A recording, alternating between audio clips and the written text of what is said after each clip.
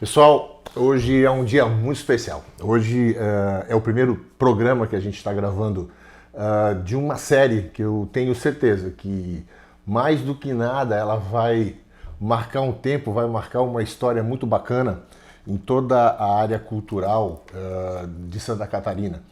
Porque muita coisa mesmo aconteceu do final dos anos 70, nos anos 80 e nos anos 90 até os dias de hoje, né? E que merecem um registro, né? E eu nunca vi, o certo é que eu nunca vi esse registro de uma maneira intensa, assim, com depoimentos de pessoas que fizeram essa história acontecer. Então, por isso essa série, o Open Mic, né, que é o Open Mic História, que nós vamos conversar com muita gente bacana, com muita gente que fez a história na música, fez a história na cultura aqui no estado de Santa Catarina. Então, hoje é um prazer danado receber um grande amigo, né, um grande companheiro de muitas aventuras e que tem um trabalho, uma carreira e com certeza um legado muito grande em toda essa história, participou de muita coisa, que é o Marco Alexandre Aldino. Marcão, tamo junto. Sempre uma grande alegria, deixando claro que a gente ainda está em tempo de pandemia, a gente está em junho de 2021, a gente tomou todas as precauções, todos os cuidados. Eu já estou vacinado, o Marco já está vacinado com a primeira dose, ele chegou aqui de máscara, então a gente está bem tranquilo, eu faço exames regularmente, então continue, né? Talvez esse programa seja visto por muita gente daqui a muitos anos, mas é uma lembrança que a gente não pode deixar de ter.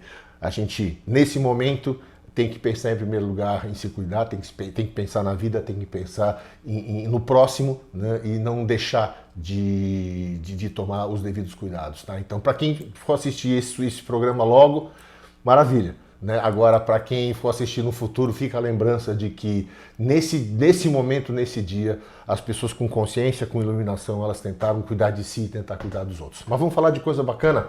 E aí, Marco, tudo bem? Show, show. Cara, primeiro assim, eu tô feliz de ser o primeiro desse programa que, pô, cara, vai ser muito legal. Porque quando me falou a proposta, eu já achei legal, assim, tipo, cara, quando eu for avô, e quando os meus netos forem assistir alguma coisa, saber o quanto foi importante a nossa participação na cultura de Santa Catarina, porque né, a gente viveu um momento, cara, assim, anos 70, anos 60 Santa Catarina, mas anos 80 ali foi bem forte, né, como no Brasil todo. Eu diria que houve alguns ciclos, né, na cultura, né, principalmente na música, né, que essa geração marcou principalmente na música pop, no rock, né? Que evoluiu assim, de uma maneira interessantíssima nos anos 80. Então essas pessoas elas marcaram um tempo muito bacana e que era muito criativo, né? Você não tinha... basicamente ninguém fazia música cover ou não tocava música de outros artistas, era tudo música autoral. Exatamente, é interessante, cara, eu não lembro de tocar música dos outros, assim, nessa época dos anos 80. A gente fazia show, né? Eram eventos. Ficava até feio. Não tem assim, vamos tocar em bar. Não tem isso. A gente fazia show, né? Com música própria. Era tão legal isso. Eu queria começar com você, Marco, tentando fazer uma espécie de um flashback, um retorno ao início. Onde é que tudo começou? Eu me lembro que você começou bem jovenzinho no colégio, né? Na escola. Sim. Cara, na verdade, assim, ó, a minha família, tem vários músicos na minha família, né? Então, eu cresci ali criança, já escutando muita música, vendo o meu tio ensaiar. O Nicolau era da banda folk, dos anos 70. Grande Nicolau, a gente vai trazer o Nicolau aqui, que ele também tem muita história para contar. Nico Varela. E eles ensaiavam no porão da casa da minha avó ali na Esteve Júnior. Então, eu estava sempre em contato com isso. Tanto pergunta assim, quando é que você aprendeu a tocar violão? Cara, eu não lembro que o violão era meio que um móvel da casa da minha avó. Não era um negócio que a gente tira do case para tocar, né? Era uma coisa que eu sempre estava em contato. E assim, aí eu comecei a ter contato com a música e aí acho que em 82, 81, tem um festival interno da canção do Colégio Catarinense. FIC. O FIC. E aí eu participei, organizei o FIC. Pois é, aí cara, não sei como é que eu fui parar. Aliás, assim, tem outros amigos que fizeram parte dessa época, o Hamilton Lira. O Heitor. o Heitor foi músico lá, mas que na organização, Sérgio Moritz, Hamilton Lira, foram líderes, digamos assim, naquela época na escola, no colégio, que mexiam muito com todos os aspectos da vida daquela galera que tinha 15, 16 anos. Né? Então o festival ele foi totalmente tocado pelos alunos e eu vou trazer aqui com certeza Hamilton, Sérgio, que são pessoas que têm muita história para contar. Cara, uma galera tem muita história para contar. Mas então você participou do cara, aí eu lembrei, eu tinha uma banda com amigos ali do Flamboyant, do prédio Flamboyant ali na Esteve Júnior. Na Esteve Júnior aqui em Floripa. Em Floripa. Perto do Colégio Catarinense. Perto do Colégio Catarinense. Eu não estudava no Catarinense, mas eles estudavam. A gente tinha uma banda, cara, que a gente não tocava e a gente não cantava. A gente fazia playback dos The Monkees. Era só, a gente botava o disco e ficava tocando junto, fingindo que tá... Mas aí, tocando ou fingindo? Não, fingindo que tá tocando, tocando junto assim, mas não nada ligado. Teatrinho. Né? E cantando Dublagem. Junto. Ali era o Caio, o Alexandre Martins, que os irmãos lá eram sobrinhos de Beethoven. O Alexandre é o mais novo? É o mais novo. É o mais novo, que é tecladista também, né? Ele era da banda, tinha o Rodolfo também. E tinha aí, não lembro como é que surgiu uma história assim, cara, agora vocês vão tocar de verdade no Festival do Catarinense. Aí surgiu uma música, Liberdade, Liberdade. Alguém escreveu acho que foi irmão do Rodolfo, se eu não me engano. E aí a gente começou a tocar de verdade. E aí a gente chamou um baterista, o Rodrigo Carione. Rodrigo Carione, claro. Irmão do Hernani Carione. Sim. Aí a gente fez essa banda só para tocar essa música no festival e a gente ficou em segundo lugar. Aí antes eu queria ser jogador de futebol, acho que agora eu quero ser músico. Você tinha primeiro essa ideia de ser jogador de futebol? Eu joguei no Figueirense, no Mirim do Figueirense. Você jogou Pegava meu chuteirinho e ia treinar no Figueirense de manhã cedo. Enfim, aí eu falei, cara, aí começou aí. Tá, aí começou. Aí essa banda, a gente chegou a fazer aí a gente começou a ensaiar mais músicas, né? Toquinho, Guilherme Arantes, tinha um repertório bem... Porque ainda não estava rolando aquele cenário do rock, ainda não tinha? Não tinha. Isso deve ter sido lá por quê? 81, 82? No máximo, assim, 82. Ainda não tinha rolado o Blitz? Não tinha. Era foi assim, a virada, né? O que a gente escutava? Era Guilherme Arantes, Beto Guedes, era uma coisa mais de Minas ali. Uma muita coisa qualidade, né? É uma música de muita qualidade. Era Toquinho, né? Olha aí, Toquinho. Guilherme Arantes é um cara que hoje em dia está fazendo sinfonia. É um cara sim. Um dos melhores compositores do Brasil, cara. Guilherme Arantes, eu acho. E justamente essa era a música que a gente ouvia, Djavan, Caetano Exatamente, Veloso. Não tinha, você falou tudo, não tinha o rock ainda. Não tinha. E aí, cara... Até tinha, né? Até tinha o pessoal que escutava um rock mais pesado. Tinha, é tipo Casa das Máquinas. Era uma coisa mais underground, assim, não era muito... Não tinha estourado como a Blitz que trouxe. Porque a Blitz que trouxe. Não, aí virou um fenômeno pop, né? Aí, cara, depois disso a gente fez uns shows Coração de Jesus na escola, no Colégio Coração de Jesus, aqui em Florianópolis e tal. E aí a banda começou a... Né, aí, cara, eu tava estudando Coração de Jesus e aí eu tava numa festa da escola. Aí eu tinha um amigo, falou assim, cara, tem um amigo meu que tá montando uma banda, eles estão precisando de guitarrista. E eu tocava violão e guitarra, mas era assim, né? Cara, naquela época, assim, não tinha muita diferença do jeito de tocar, né? Não. O cara que tocava violão acabava tocando guitarra meio que no... Exatamente. Então, tu toca violão, tu toca guitarra também. Aí é o seguinte, aí que falou assim, cara, vou te apresentar para um amigo meu, cara, que tá montando uma banda. Tá afim de ser... Ele tava na festa, uma festinha, acho que era lá na Trindade. E aí me apresentou pro Marcelo Passos. Marcelo Passos. Aí... Cara, não, tudo bem, vamos fazer um teste, vamos tocar, tal. Marcelo Passos, ele vai vir aqui também, não tenha dúvida, não tenha dúvida, mas o nosso querido Geleia, né? Ele não escapa dessa, não tem como, vai 300 anos vão se passar. É queridaço, fofo, cara. Ele foi meu primeiro grande parceiro de música, assim, o Marcelo. Ele é sensacional. Eu tive dois parceiraços em música de banda, né? O Marcelo e o Emerson, né? De tocar junto e, né? De viajar, aprender muita coisa. Aprendi muita coisa com o Marcelo. Aí, cara, ele falou, não, tudo bem, então é o seguinte, ó, tal dia eu vou passar na saída do O Marcelo vai vir aqui e vai contar essa história, só te interrompendo, Marco, mas assim, o primeiro cara que eu vi aqui tentando reproduzir o estilo do Ed Van Halen com aquele finger tap, foi ele. E a guitarra também com aquelas fitas. Ele tinha uma guitarra vermelha com as fitas. Mas o primeiro cara que eu vi tentando fazer aquele tipo de estilo de tocar, né? Do finger tap do Van Halen, que depois hoje em dia muita gente faz, mas foi o Marcelo, que eu me lembro, e ele colocou isso em algumas músicas que foram gravadas na época, que ele é assim, aquela cabeça de inovador, né? Tanto que ele acabou indo para a área de produção musical, engenharia de som e sempre muito inventivo. Foi o primeiro guitarrista que eu vi na minha frente de rock and roll, assim, tocando, tá? Tanto que você vai... Ó a história, cara. Aí ele falou assim, vou passar na saída do Coração de Jesus para te pegar para fazer uns testes na minha banda. Não, tranquilo, passa lá na saída da escola. Aí eu lembro do uniforme do Coração, ele passou, eu entrei no Chevette dele. Velho Chevette, um Chevette bege, né? Isso aí. Aí a gente foi lá pra Trindade. A gente tem uma história que se conecta. Né? A gente... Algumas que dá pra contar, outras que não dá. Não, outras não. Aí tem que... Mas eu vou contar, mas eu vou chamar essas histórias. Aí, cara, ele passou, a gente foi lá pra Trindade, ele morava na Trindade, ali perto da UFSC, numa casa. Cara, aí foi muito louco, assim. Aí, antes disso, depois disso, tá? Olha o que aconteceu. Eu cheguei pra ensaiar, cara, né? E essa época, assim, eles eram mais velhos do que eu um pouco e mais cara, como é que eu vou dizer? Mais malandros. Já estavam mais iniciados. Eles já eram músicos. Eu já era aquele cara assim, mais quietinho, não saía na noite, entendeu? Tanto que nesse dia minha mãe ligou pra polícia, porque eu cheguei 3 horas da manhã em casa. Aí. E eu perdi a hora, eu não sabia, nunca tinha chegado depois das 10, entendeu? Foi bem louco. Aí eu fui ensaiar, cara. Cheguei lá, cara, entrei assim, aí um cara na janela, fumando, cabelo loiro até aqui, com óculos escuros, dentro da casa do Marcelo, fumando. Aí ele assim, esse aqui é o nosso batera, Rodrigo Scheffer. Rodrigo Scheffer. Aí eu assim, puta que pariu. Um grande baterista. Sensacional, né? Um grande, uma pegada... Olha, assim, dos bateristas de rock que eu vi tocar, com quem eu tive a oportunidade de estar perto. E um grande cara, né? Uma figura. Um queridaço. Cara, aí olha só, aí ele chegou assim... Sensacional, um cara baita baterista. Aí o Marcelo assim, cara, esse aqui é o cara que vai tocar guitarra na banda, ele veio fazer um teste. Aí o Rodrigo olhou assim, beleza. Aí os dois sentaram, aí eu olhei assim, cara, tinha pôster, Kiss, AC/DC, Motley Crue. Eu assim, cara, puta que... O Guilherme Arantes nessa hora...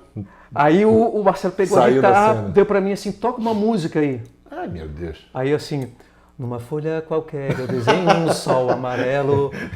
Aí ele olhou pro chefe assim, ó. O chefe jogou a baqueta, você. Cara, não tem uma mais agitada aí, não? Aí eu, tem. Deixa chover, deixa a chuva molhar. Aí ele olhou pro chefe assim, cara, tá afim de tocar baixo? Aí eu virei baixista do Alta Voltagem. Aí tu virou baixista. Aí que eu fui pegar baixo. Essa foi a origem da banda Alta Voltagem. Alta Voltagem. Né? Aí começou Alta Voltagem era um trio. Pra quem é mais novo e que não acompanhou essa época, mas foi uma das bandas que fez muito sucesso nessa primeira pegada dos anos 80, né? Quando Santa Catarina redescobriu o rock, digamos assim, né? O Alta Voltagem tocava em todos os lugares. Né? Mas essa época era um power trio, era meio underground ainda. Né? O Alta Voltagem, ele começou a ficar um pouco mais... Quando a gente entrou na Atlântida, né? Porque aquela época para você... Nós vamos chegar nisso. Você tinha que tocar na rádio. Nós vamos chegar nisso. Agora, então, nesse momento, o Alta Voltagem era um trio. Era você, o Marcelo... E o Rodrigo Scheffer. E o Marcelo cantava junto com o Scheffer. O Marcelo cantava junto com o Scheffer. Repertório altamente rock and roll e eu só dum. Te entregaram o baixo e virei baixista. E virou baixista. Guitarra não tinha referência deles, não tinha. Não, assim... E uma coisa que foi interessante, a gente estava falando assim que o Marcelo foi o cara que inovou, trazendo, por exemplo, um jeito de tocar, a técnica de tocar do Van Halen. Sim. O Scheffer foi o primeiro cara que eu vi que trouxe um kit de bateria eletrônica. Sim. Que fazia um som completamente diferente, até porque era uma coisa muito difícil para as bandas na época, era ter instrumento decente. Não, era muito caro, né? Era muito. Você tinha que. Não é hoje a facilidade de comprar. Eu lembro que era difícil. Era muito difícil, você tinha que. Comprar em São Paulo com a Alec. Ou arranjar alguém que trazia. Tinha um cara no Rio de Janeiro que trazia. Em São Paulo, do metrô. E aí você ia lá e custava uma fortuna. Era muito difícil, assim. E eu me lembro que com certeza, uma pessoa que eu quero trazer aqui também para bater esse papo, que é o Zeca Petri, da banda Expresso. Sim. E na época ele era o cara que tinha os instrumentos mais bacanas. Tinha uma guitarra Gibson, Sim. tinha um violão Ovation, tinha um baixo Fender. Então ele era o cara que tinha os instrumentos mais top. Então ficava todo mundo olhando para aquilo, porque na comparação com os instrumentos que a gente tinha, né, era muito, muito distante, né, a qualidade dos instrumentos e o som que eles tiravam. Né? Quando eu vi o Tubarão a primeira vez, o Ratones, Ainda que era era o Ratones. Power Trio, que era sensacional aquele Ratones. Eu acho que é a primeira vez que eu vi uma Fender. O Juca tocando uma Fender. Que o Juca também eu quero trazer aqui. Essa turma toda vai estar aqui, vai fazer parte dessa história, porque justamente a ideia Porque vai tudo se intercalar, né? contar essa história, né? Até porque elas acabam se intercambiando. Então tá, aí o Alta Voltagem teve essa origem, e aí como é que ele começou a deslanchar? Porque daí entrou mais gente no Alta Voltagem. Aí, cara, a gente fazia muito rock and roll, assim. A gente fez um show no TAC muito legal, toquei no microfone aqui. A gente fez um show no TAC muito legal, mas estava assim, era uma galera cabeluda, a galera do Burn foi assistir, a galera do Tubarão apareceu, o Ratones. Era uma coisa bem Todo assim, mundo ia ver, né? Vamos assistir essa banda aí que é legal. Todo mundo ia ver o que o outro estava fazendo, né? Era legal, assim, cara, era legal. A gente começou a fazer show na escola também, cara, era muito legal. Só que era uma coisa mais crua, né, rock and roll, assim, e aí começou a parada do Rock Brasil. E aí começou o negócio de teclado, começou uma parada mais de letra, um tipo de composição que não era aquele o ré, o lá, o ré e o mi do rock and roll, era uma coisa mais elaborada. E aí entrou o Marcelo Figueira, o Espetáculo. Sim. E eu coloquei esse apelido nele. Foi você que Fui eu que coloquei. Ele entrou e a aí... gente vai entregar todo mundo aqui. Com certeza o Marcelo Figueira vai também, tá aqui, já tá marcado. Mas sabe por que o apelido dele é Espetáculo? Conta essa história, porque ele não vai contar. Não, ele não vai contar, ele não sei nem se lembra. Toda vez que a gente sentava num algum lugar para comer sanduíche, ele sempre pegava assim, ó, espetáculo. Aí a gente ia comer cachorro quente, espetáculo. Então, eu falei, Marcelo, espetáculo. Eu achava que tinha a ver alguma coisa com espetáculo. Com show, com ele, né? Não. Aí, cara, o Marcelo entrou e trouxe essas composições, tá? Que tinham mais a ver com essa forma de compor dos anos 80. Acabou migrando para uma coisa mais pop. Mais pop, exatamente. Porque o rock daquela época, assim, ele tinha essa subdivisão, né, muito clara. Então a gente até percebia que, aí falando em termos de Floripa, que tinha uma certa divisão. As bandas aqui da ilha tinham mais essa pegada mais pop.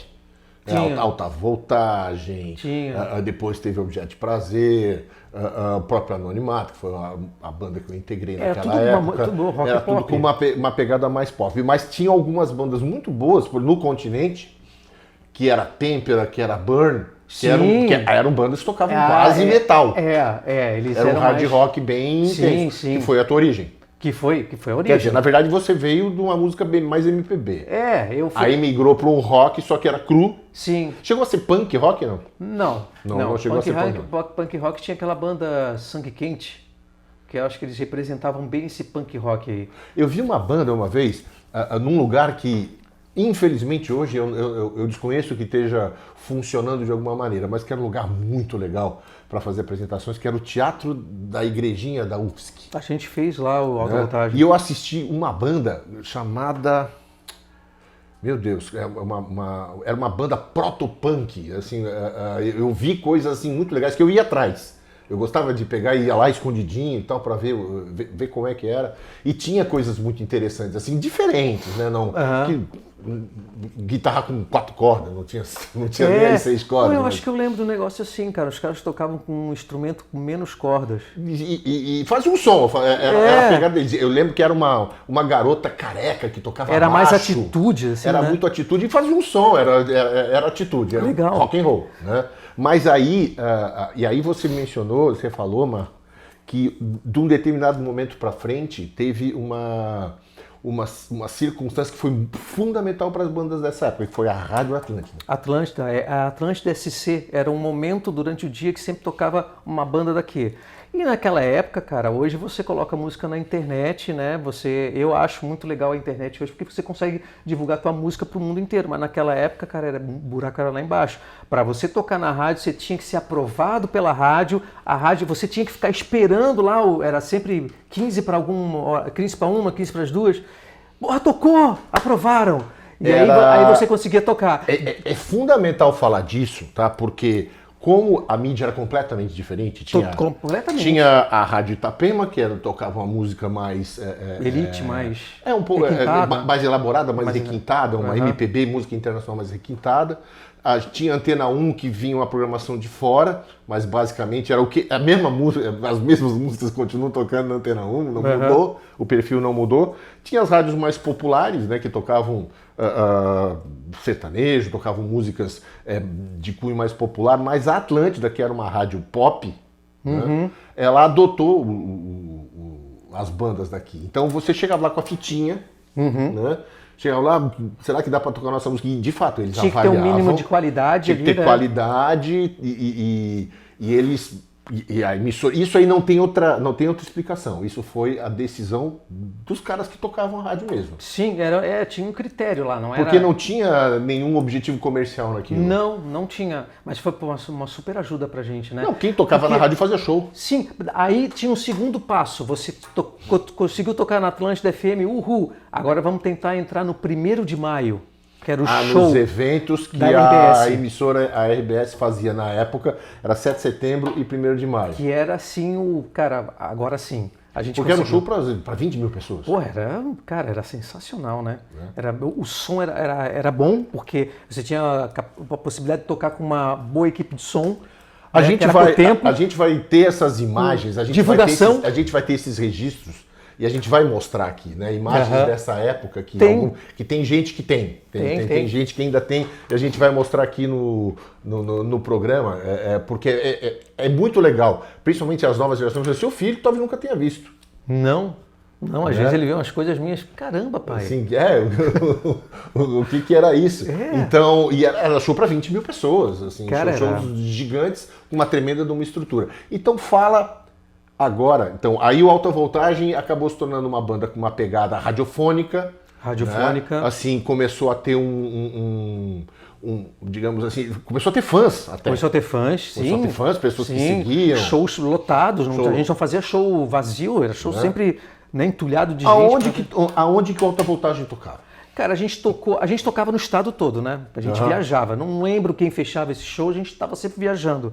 E a gente tocava Baturité, a gente tocava na Pirâmide, a gente tocava nesse... Cara, tinha até um lugar ali perto daquela pracinha do Forte, que é ali na beira-mar, que tinha um lugar aí que a gente tocava também, cara. Eu não lembro o nome. Era uma casa... Tinha uma espécie de um circuito. Tinha, né? Tinha uma espécie de um circuito que era... Que todo mundo... A Xandão. Xandão que fazia... Pô, sempre tinha um circuito, assim, as bandas, Anonimato, Tubarão, Decalcomania, Alta Voltagem, repetia. Faziam esse circuito. O que eu me lembro, eu vou trazer aqui meus companheiros, eu acho que é melhor até eles falarem em nome do Anonimato do que eu, né? Que a gente teve um momento que a gente optou, né, para fazer um circuito mais popular. Nós começamos a tocar em lugares onde tradicionalmente se fazia bailão. Né? Aqui na Grande Florianópolis, Roçado, Fazenda do Max. Normalmente o que tinha lá era bailão, que o pessoal da região lá, a galera que estava lá. Só que o que acontecia? Como eles ouviam Atlântida, quando a gente chegava lá para tocar, né, o público era muito bacana. Porque, de uma certa forma, tocar no Baturité, a gente estava tocando pra gente, né? Os nossos amigos, em muitos casos. Mas você ir tocar lá naqueles lugares que naquela época eram distantes do centro. Nós estamos falando coisa de 30 e poucos anos atrás. Só que ir lá e ter a aprovação daquele povo era fantástico. Era muito legal. Era muito legal. Mas o Alta Voltagem, ele teve algumas formações. Ele começou a trazer outros músicos e ter outras histórias. Teve. Inclusive, o Alta Voltagem, antes da entrada do Marcelo, teve o Bode, né? Que era o nosso vocalista também, que era uma coisa meio assim, band leader mesmo, loiro, cabelo grande, na frente cantando. Só que o Bode durou pouco também. A gente fez alguns shows com ele, aí veio o Marcelo. Depois a gente colocou o Cezinha no vocal. O César Matos. Que começou, cara, uma época que todas as bandas... César Moreira, né? César Moreira, Cezinha. O Cezinha é o seguinte, eu acho que muita gente não o conhece, mas muita gente o conhece também até pela carreira que ele teve depois como empresário do ramo da moda. né? Mas o Cezinha merece um programa especial de contar essa história, porque ele foi um cara que ele foi, na época, também a emissora, a RBS, ela tinha um concurso chamado Garoto e Gatão da Praia. Todo verão escolhia uma musa e um muso. E o Cezinha foi. E ele era um cara bonitão, um modelo e tal. Daí ele foi escolhido o Gatão da Praia. Isso levou ele para São Paulo, com uma carreira de modelo muito bem sucedida. Aí ele veio para a música. Né? Ele teve essa passagem pela alta voltagem como vocalista. Ele merece um programa só sobre isso, para que as pessoas que lembram dele, conhecem ele, contem essa história, porque ela é muito bacana. Né? E gravou um disco, né? Gravou um disco bem produzido, bem bacana. Bem produzido. O Rapa abriu o show do Cezinha em Jurerê. Você tem uma ideia, né? O Rapa, era o começo do Rapa, acabou abrindo o show. Tá, então a gente estava falando, aí entrou o Cezinha, mas teve uma participação também de um músico que hoje é uma referência no Brasil, que é o Carlos Trilha. O Trilha também, o Trilha fez parte da banda, teve uma formação, até tem uma foto aqui, bota aí a foto com uma alta voltagem com o Cezinha. Agora vocês vão poder ver a foto. E aí depois entrou o Trilha, né? Aí também foi uma fase bem que já tava bem estruturada a banda. A banda tava ficando cada vez mais, mais som de gente grande. Sabe quando a banda tá... Sim, quando o som fica não é mais aquela coisa crua que eu gosto pra caramba, mas agora tá uma coisa mais, profi. Até porque, eu imagino, eu não quero errar na questão da referência de tempo. Aí o próprio rock saiu daquela coisa, porque Blitz era uma coisa bem tocada, mas era uma coisa quase que programa infantil. Era uma coisa quase coloridinha demais. Aí vieram umas coisas mais pauleiras. Aí começou a vir uma coisa, Legião Urbana, o RPM. RPM num nível de produção que nunca tinha sido visto aqui. Aí a barra subiu. Aí a referência já subiu também. E aí acho que tinha essa referência. RPM era uma referência de show. Tanto que as bandas começaram a cuidar de figurino, maquiagem, que eu acho legal. Porque é uma maneira de levar uma banda como uma empresa, uma coisa mais a sério, né? E eu me lembro, assim, falando especificamente do Trilha, o Trilha era mais novo, eu me lembro disso porque vários shows a gente fez juntos e tal. O Trilha era mais novo, o quê? Não sei, uns 3 anos mais novo que você, talvez? Talvez isso, mais ou menos isso. Você naquela época era importante. Você com 18, ele tinha 15. É. Só que ele tinha um nível de profissionalismo daquela época já gigante, né? O Trilha é sinistro, né? Sinistro. Bem dotado. Hoje é um dos grandes produtores que a gente tem no Brasil, o cara que foi produtor do Renato Russo, é o cara que tem o legado da Legião Urbana. Da Marisa Monte, enfim. E agora não podemos deixar de falar, ele ainda hoje continua colaborando com a galera daqui. Né? Sim, ele está sempre junto, né? Está sempre junto, é um cara que dá uma força bacana para todo mundo. Agora, teu irmão tocou no Alta Voltagem? Rodrigo? Não. Ele não chegou a tocar no Alta Voltagem. O Rodrigo era do Cromo, né? Sim, nós vamos chegar no Cromo daqui a pouquinho. O Cromo é outra história. Mas agora, pelo menos uma história escabrosa, daquelas que vai ter que, de alguma maneira, algum dia, seus netos e bisnetos sabem assim, o quê, vovô? Passou por isso, você vai ter que contar que vai ter que... mas da onde? Da época do Alta Voltagem, por exemplo. Cara, no Alta Voltagem... Eu me lembro que o Alta Voltagem... Então eu vou começar a puxar. O Alta Voltagem fez parte de um projeto que foi ícone na música de Santa Catarina, que é um projeto chamado Crime Perfeito. Puta, aí... Pip! O Crime Perfeito, só para quem não conheceu isso, e acho legal conhecer, o Crime Perfeito foi um projeto... se não me engano, 2 empresários lá de Lages, né, dos garotos, né, que resolveram, vamos investir em fazer um disco, uma turnê. O Beto e o Pila. Isso. E convidaram várias bandas. Eu me lembro que o Anonimato foi convidado, mas a gente não topou, por algum motivo, a gente não topou. A gente estava fazendo alguma outra coisa, com algum outro projeto, alguma coisa assim. Mas, digamos que a nata se reuniu naquele disco, né, porque o Tubarão acho que não estava. Não. Mas o Expresso estava, o Decalco Mania estava... Não, o Expresso não estava, estava o Daniel. O Daniel só? Daniel Lucena. Tá. Decalco Mania, aí estava o Cal Regis. Que vou trazer gente do Decalco Mania, com certeza. O Cal Regis. O Folk com outro nome também estava. Tá. O Nicolau César Gondim, né? Tinha Alta Voltagem, aí tinha várias carreiras solo também, assim, da galera que era de banda, né? E gravou sozinho. E eu tô lembrando desses, cara, Beto Mondadori.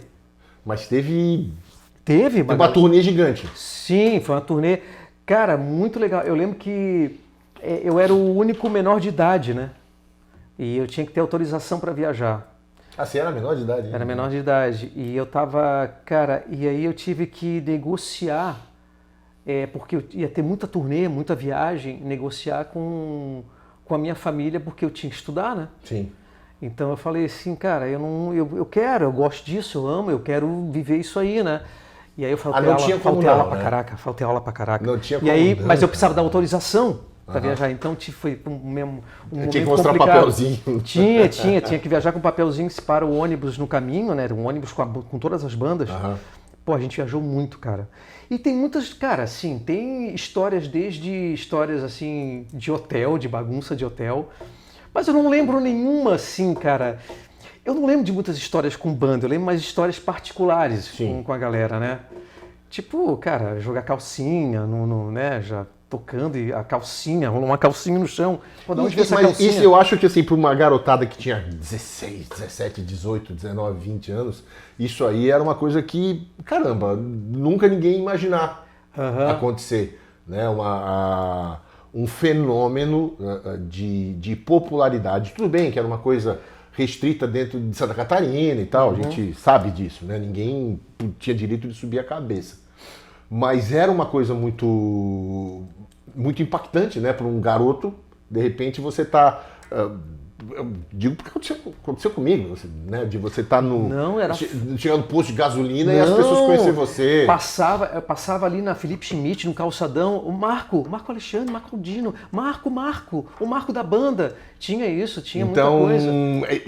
E aí, como é que foi isso para você, de alguém que chegou numa banda que tocando Guilherme Arantes, dos caras que queriam ouvir AC/DC, para de repente se tornar alguém que tinha esse grau de popularidade, cara, dentro de um ambiente de glamour, fama.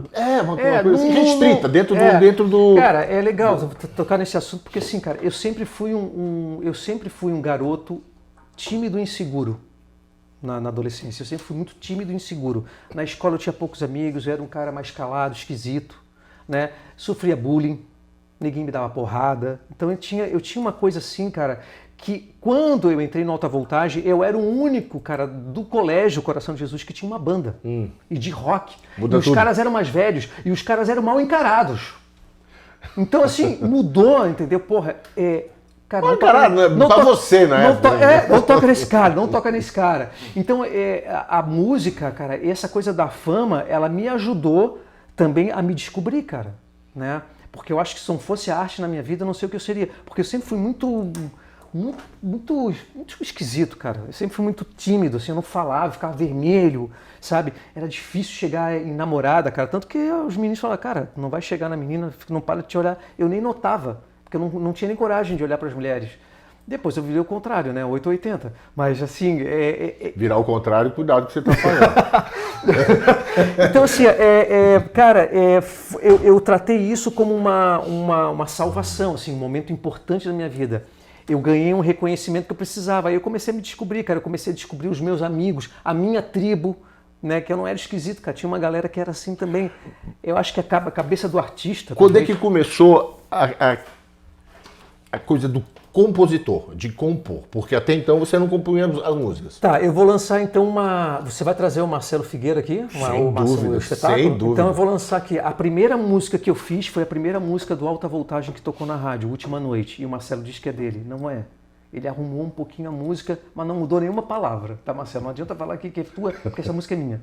E foi a primeira música... Cortes do Open Mic. Essa vai pros cortes. Eu não estou em comprovar, porque não tá nem registrada essa música. Agora, eu comecei a compor aí, cara, e aí eu comecei a compor...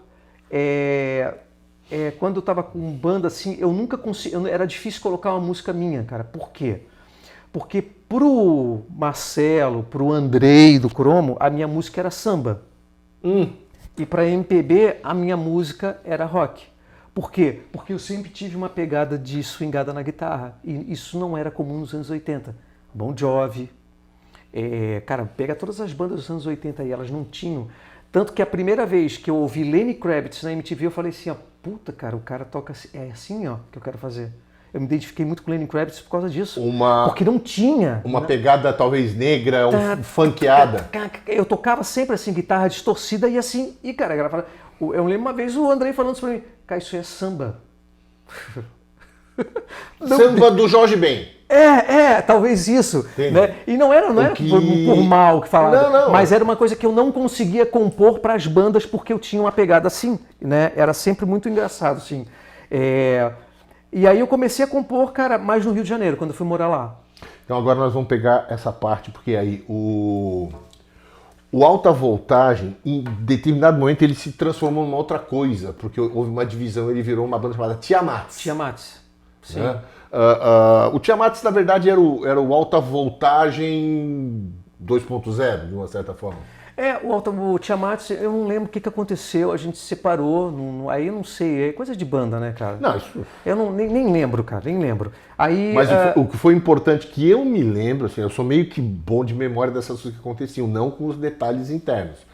Mas eu me lembro que houve a saída do Marcelo e a banda ficou. Né? O Trilha, eu, o Scheffer e o Geleia. E o Geleia. Vocês ficaram, ou seja, então vocês meio que trocaram de nome por conta da saída do Marcelo, porque o Marcelo era um dos fundadores. Sim, tinha uma importância das músicas, né? Das músicas, a maioria das músicas era a maior parte, 90%, música do Alta Voltagem era do Marcelo. Ele, um baita compositor, fez quase menos essa que você falou que foi a primeira. Essa é minha. A última noite é minha, não adianta não. Aí, cara, aí o Tiamat eu comecei a compor um pouco. Comecei a compor, só que a gente estava atrás de vocalista. E não aparecia, a gente tentou um monte de gente. Aí eu falei, cara, eu vou cantar. Aí você se tornou vocalista? Aí eu me tornei vocalista, assim. Aí eu meio que... Mas você acreditava nisso? Enquanto não aparece ninguém. Mas eu tinha cantado lá na minha primeira banda, no FIC, sim, né? Sim, e depois eu mudei para baixo e nunca mais tinha cantado. Sim. E aí eu voltei a cantar. Voltei, então é baixo e voz, né? Agora, isso é uma coisa que é importante até dizer, porque não são muitos os músicos, os integrantes de banda que têm que carregar a execução do instrumento e cantar e ser lead singer ao mesmo tempo, né? E é um trabalho complexo. Como é que é isso para você? Porque tocar direito, afinal de contas, baixo, se o baixo não for legal, a banda não é legal. O baixo mas assim, é como eu aprendi a tocar baixo, cara, escutando rock and roll, e tudo muito simples. Van Halen é simples. São baixos muito contínuos, assim, né? E eu já tinha essa pegada. Então, para cantar com baixo contínuo... É ritmo. E até hoje, né? Quando eu toco baixo, eu jogo com a batera. É tipo assim, a gente vai levar o baile e deixa que eles fazem a firula. Deixa o jazz para os outros. Deixa o jazz para eles, vamos levar o baile, cara. Porque eu sempre falo, baixista e batera tem que se olhar e falar assim, ó, a gente tem que fazer a galera dançar. A gente tem que ter um ritmo aqui, não adianta ficar quebrando porque eu sou pop, né, cara? Eu sou pop, eu tenho que ver as pessoas dançando. Sim. Não quero ver as pessoas... É entretenimento, minha música é entretenimento, né? Não é sentada e curtindo o que eu estou fazendo. Virtuose, não é essa parada. É o baile. Né? O baile, o que as pessoas vão sair daqui sentindo. Então, para você tocar o baixo e cantar, tinha essa coisa de fazer o baile acontecer. Baile acontecer. O cara que faz o baile, entretenimento. Batera reta, baixo contínuo e vamos tocar, deixa que eles trabalham aí as paradas. Aí quanto tempo durou o Tiamat com essa pegada de Cara, você o Tiamat durou 87 no início de 88, mas o Tiamat fez muito show no Paraná. Muito show, muito, cara. Foi a banda que eu mais fiz show na minha vida. Tirando assim, eu acho que sim, cara. Acho que sim. O ano de 87 eu fiz muito show. Isso era 87, 88. Já era quase que o início da entre-safra do rock. Porque eu diria que lá por 83, 84, o rock começou a aparecer. Teve o Rock in Rio em 85. Né? E aí que explodiu Paralamas, etc, etc. Só que nessa época, 87, 88, 89, estava começando, pelo menos que eu me lembre, a ter uma ressaca. Só que aí apareceu um negócio na vida de vocês que é um negócio chamado Strix. Strix. Conta essa história. Aí o Tiamat aí tinha o Tiamat, a banda estava rolando, e aí eu recebi o convite do Emerson Esperandil, que era baterista do Cromo, porque o Luciano tinha saído da banda. Tá, nós estamos falando então de uma banda anterior Cromo. Isso. Que é a origem do Strix. E que o vocalista era o Luciano Rodrigues. Luciano Rodrigues. O Luciano... Com ele eu vou ter que fazer. O Luciano hoje mora em Brasília. Nós vamos fazer, acho que remoto com ele, mas ele também tem história pra contar. Sim, tem. Cara, eu fiquei sabendo, a semana passada eu fiquei sabendo uma coisa que eu não sabia. Entre o Luciano e eu, no Cromo, teve um vocalista que foi o Sandro Pacheco, cara. Eu não sabia disso. O Sandro que fez o Tecnolab? O Sandro foi vocalista do Cromo, eu não sabia disso. Pô, a gente tá puxando coisa pela memória, Tecnolab. Tá. Essa história quem tem que contar é o Marcelo, Marcelo Filho. Sim, aí, cara, o Luciano saiu da banda. Ele cantou? Ele cantou no Cromo, foi uma passagem rápida, mas aí depois eu entrei. O Luciano fazia parte da banda Cromo, que depois virou Strix, e que era uma banda que tinha um sucesso também. Eles tinham um apelo, assim, de boys band, né? Tinha uma coisa meio de visual, e todos os garotos, eles tinham uma sonoridade muito peculiar. Mas aí o seu irmão tocava nessa banda? O Rodrigo tocava. O Rodrigo Aldino tocava nessa banda. Tocava nessa banda, já. O Rodrigo, o Emerson, o Moacir, Andrei e Luciano. E o Andrei tinha uma pegada de guitarra que a primeira vez que eu ouvi, falei assim, cara, que diferente essa guitarra do Andrei, cara. E ele tinha um jeito peculiar de tocar guitarra. E era uma banda que tinha, era muito legal. Ele é um guitarrista que toca acelerado, né? Ele tinha uma pegada acelerada de muito lick, de muito... Sim, depois ele ficou mais, mas nesse começo aí ele tinha muita criatividade nas bases dele. A coisa mais diferente que eu tinha visto, assim, de guitarra. Né, conhecido uma pessoa. E aí o Luciano saiu, não sei porquê, e aí o Emerson me procurou, cara, vem cantar na banda. Mas você era o vocalista. E aí, cara, eu tinha uma ligação muito forte com uma Geleia e com o Sheffer pelo começo de tudo, foi muito difícil, cara. Como é que foi isso aí? Como é que foi? Porra, foi muito difícil falar com eles, cara, foi muito difícil, assim, é pior do que terminar um namoro, cara. Foi muito difícil. Eu imagino, assim. Porque eu sei que amigo E eu lembro da frase, cara, do Marcelo, assim, quando eu falei pra ele que eu ia sair da banda, cara, eu só sei que pra onde tu for vai ser sucesso. Porra, isso aí ele falou assim. Mas isso é uma generosidade que não tem tamanho. Porra, eu falei, cara, tu é foda. Eu falei, porra, Geleia, tu é foda. Isso é uma generosidade que não tem tamanho. Outros mandariam você para lugares bem distantes do... E eu fiquei triste, mas eu tive que decidir. Aí eu saí do Tiamat, entrou o Alexandre Martins do teclado e o Cezinha para cantar. E eles continuaram o Cezinha entrou para cantar no Tiamat. Isso. Aí eu cheguei a ver um show deles, muito legal, cara.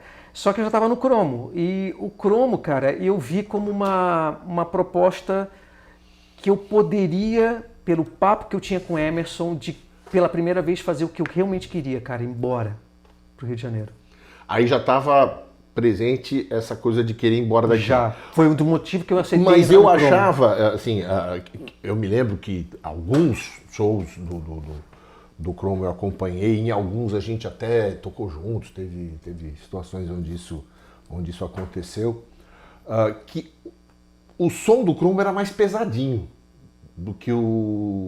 Era. Ele tinha não sei se é por conta da guitarra do Andrei, por conta da bateria do Splendid, que era um lenhador, né? O Cromo era uma banda de rock and roll, né? Era uma banda de rock and roll. Mas aí aconteceu de vocês irem embora e vocês foram talvez a primeira banda que de fato saiu de Santa Catarina e fez um contrato de verdade com uma gravadora grande, com um esquema realmente profissional para estourar. Me conta agora essa história aqui. Essa história precisa ter... Não, então, aí, detalhes. cara, quando eu entrei no Cromo, eu já tinha uma proposta com o Emerson de a gente fazer um material, tá, e ir para o Rio de Janeiro. Conseguir uma reunião numa gravadora. E a gente conseguiu essa reunião na Sony.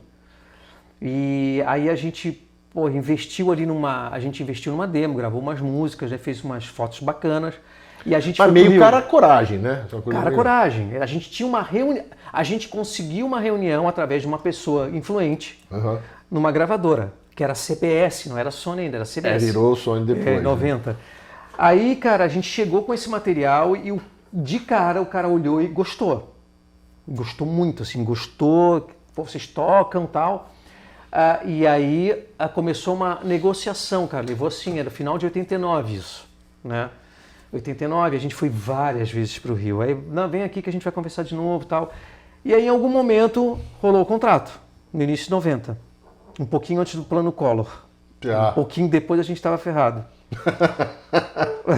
Agora tá, vocês foram contratados daí era CBS ou era Sony? Aí já foi Sony, a gente assinou com a Sony. Vocês assinaram com a Sony, mas tinha vocês eram uma banda que integrava o cast da produtora do Renato Aragão, uma coisa Também. assim. Aí a Sony estava em projeto dos 25 anos dos Trapalhões, e aí eles eles iam gravar um disco com os Trapalhões, e aí falaram assim, cara, vamos fazer o seguinte, a gente vai gravar o disco de vocês e a gente vai apresentar uma banda para vocês, para saber se vocês querem ser empresário. E tinha a coisa do Gugu ser do Liberato ser empresário também, né? Ele é de Dominó. Do Dominó, Polegar. E o Strix entrou nesse mercado. Ele entrou como eu não posso falar, não é questão que eu cheguei a essa conclusão. Sempre foi falado isso, que nós seríamos concorrentes dessas bandas. Entrar no mesmo segmento de boy band. Ah, vocês tocavam. Só que a gente tocava. Não, mas o Polegar também tocava, se não me engano. Mas tinha uma banda atrás da cortina. Ah, tinha uma banda atrás da cortina. Porque a gente fez um show com eles. eles. Os bigodudos, gordos, que ficavam lá atrás tocando bem. Não, acho que tinha até tocavam bem. Tinha o Kiko Loureiro, cara. Porra, que culo. Que cloreiro. Pô, legal, meu ovo. Então, assim, a gente chegou a fazer show com o Polegar junto, mesmo ônibus e tal. E tinha eles tocavam, mas tinha uma banda de apoio. E os Strix não. Vocês não, vocês Cara, tocavam. os Strix veio de banda de rock de garagem, cara. Sim. A gente era outra pegada, assim, né? Mas, primeiro, houve toda uma produção. Sim, aí. Pra fazer as músicas não eram as músicas de vocês? Não. É porque assim, ó, aí são coisas de gravadora, né? O que rolava muito naquela época. Não, é legal, tá, vamos gravar. Só que essas músicas aqui, elas são legais, mas elas não têm uma identidade uma com a outra. Elas não falam uma linguagem, todas elas a mesma linguagem.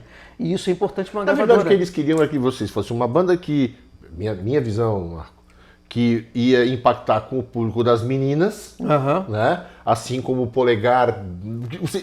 A tarefa de vocês era vender disco. Sim.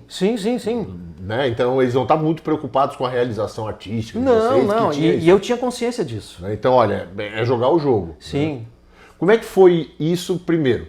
Vocês todos gravaram o disco ou teve músicos que gravaram? Não, e aí vocês tiveram que aprender os arranjos? Teve aí o Strix, a gente decidiu, né? É importante a galera saber como é que é essa história de fato estar no mercado, que aí deixa de ser brincadeira. Exatamente. Porque eu vira funcionário, né? Eu vi com 21 anos, cara, assim, uma possibilidade de, além de estar morando em outra cidade e aprender muito, eu ia estar trabalhando e aprendendo muito, cara. Tanto que eu aprendi muito. Gravou Milton Guedes, gravou Torquato Mariano, gravou os backing vocals do Strix são todos do Roberto Carlos. Então é uma puta produção. Sim. E essa época, cara, o Strix também, a referência para a gravação do Strix era o A-ha. E o A-ha era tudo muito programado. Sim. Né? Então tinha uma coisa ali de gravação, muita gente participando mesmo. Mas vocês tiveram que aprender aqueles arranjos. Não, a gente teve que aprender tudo, né? A gente teve que aprender pra tocar tudo. Mesmo. Sim. E aí, bom, vocês... A gente participou também quando o... Bom, você cantou todas as músicas, Não, eu obviamente. cantei, eu participei de todas, né? Milli Vanilli. Na época perguntaram se era. Perguntaram. Não. Falei, porra, não, né? Aí esse projeto do Strix, cara, eu sabia que seria isso. Eu sabia que a gente ia crescer. E eu sabia... Que ano foi isso? Foi em 1990. 90. E o Strix, cara, foi um marco, assim, né? O Strix, porra, pra mim foi um início realmente ficou coisa de gente grande. Tá, eu me lembro... Bom, tem uma coisa que você... Se você não me ceder essas imagens, eu vou atrás e vou dar um jeito de conseguir para botar aqui. Porque é o seguinte, os Trapalhões, eles faziam uma espécie de uma brincadeira, que eles fizeram isso até com o Roberto Carlos. Com a Fafá de Belém. Em Mato Grosso. Faziam com todos os artistas que eles colocavam lá dentro, que eles, de algum momento, eles pegavam e a banda que estava aparecendo sumia a banda e, na verdade, apareciam os Trapalhões vestidos ou caracterizados como o pessoal da banda. Sim. Ou o Didi como Roberto Carlos, etc, etc. E um dia eu estava em casa, né? Eu estava assistindo e eu vi... Do nada aparece o Strix no programa dos Trapalhões, daqui a pouco muda, e os Trapalhões tinham virado os integrantes do Strix. Você foi qual dos... O Didi foi... Você era o Didi. Cara, e eu lembro que falou assim, pô, mas os caras sabem o que fazem, né? Eles estavam assistindo e, pô, ele pegou um monte de trejeito meu, cara. Ele imitou um monte de coisa, né? Aí já começa a ver assim como os caras são ligados, né, cara? Mas o negócio é engraçado só de você ver o Dedé, que se eu não me engano, o Dedé fez o Moacir. Que ele pegou uma peruquinha igual. E fazia todos Ficou os igual, trejeitos do Moacir. Se eu não me engano... O Mussum era o Andrei. Mussum era o Andrei. Tinha o Macalé, era o Rodrigo. Não, o Rodrigo era o...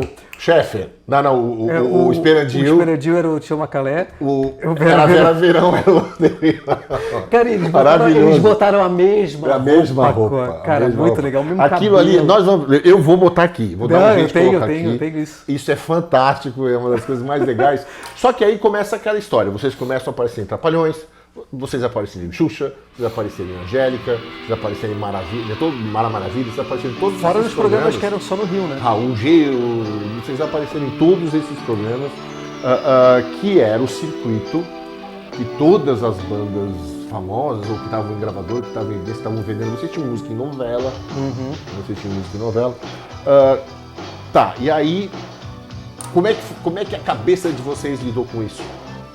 Cara, assim, ó, era uma estrutura muito grande o Strix, era muito grande, assim, era uma coisa que a gente não imaginava, mas eu queria, mas eu não imaginava como era, tipo, pô, cara, o van vai te pegar, tem sempre uma pessoa do teu lado, o que você quer, né, ó, tá ali as opções de figurino, era uma puta produção, cara, as nossas viagens eram super organizadas, você chegava no hotel, tava lá o teu envelope com cachê, teu nomezinho separado, era muito legal.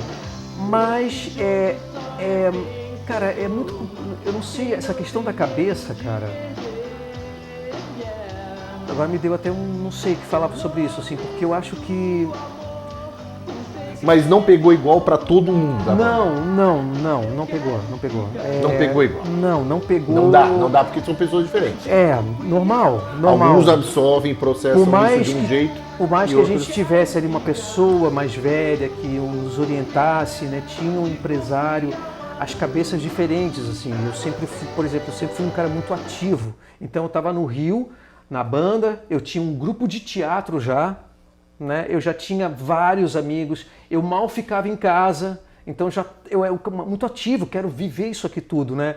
E eu não ficava esperando acontecer, né? Foi nessa época que você se tornou pai pela primeira vez? Não, foi em 95. 95, foi mais pra frente. Foi. Ah, tá, então depois a gente volta nessa O que história. tu quis dizer com isso? O que tu quis dizer com isso? Que eu já tava... Não sei se você já tava... Não, eu tô falando que eu já tava não aprendendo, né? E vivendo a parada, assim.